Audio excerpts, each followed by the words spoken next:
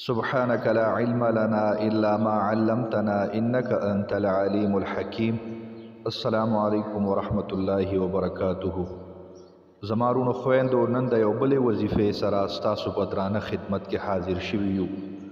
وظیفه د هغه ورونو خويندو دپاره ده چې په ناجایزه محبت کې مبتلا وي، ګناهونه تې کیږي، یا یو دوه کسان وي او د هغوی په خپل منځ کې ناجایز تعلق وي او د هغوی دغه تعلق د وجې تاسو پریشانه یې، هغوی تاسو د ګناهونو نه اړول غواړئ، بلا نصیحتونه ورته تاسو کړي وي او د نصیحت باوجود هم هغوی په ګناه کې مبتلا وي.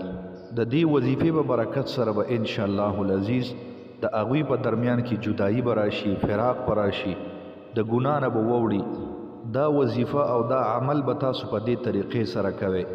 تاسو به د تورې مالګې یو ګټ واخلئ او هغه ګټ په تاسو په 9 ټوکړو کې تقسیم کې 9 پیسونه به کې او په هر یو پیس باندې به د سوره یاسین دا آیت 9 پیرې وایي، وجعلنا من بین ایدیهم صدا ومن خلفهم صدا فاغشیناهم فهم لا یبصرون.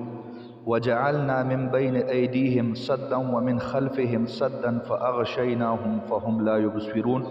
په هر یو پیس باندې به دا آیت 9 پیرې وایي او هر پیره چې تاسو دا آیات ختموي نو دا به ورسره وایي چې د فلا ابن فلا او د فلا ابن فلا په درمیان کې د جدایي راشي او د هغې نه بعد به یې په هغه پیس باندې دم کې دا 9 پیسونه به په دې طریقې سره دم کې هر یو پیس باندې به دا آیت 9 پیرې وایي او هر پیره به ورسره دا وایي چې د فلانی او د فلانی په درمیان کې د جدایي راشي.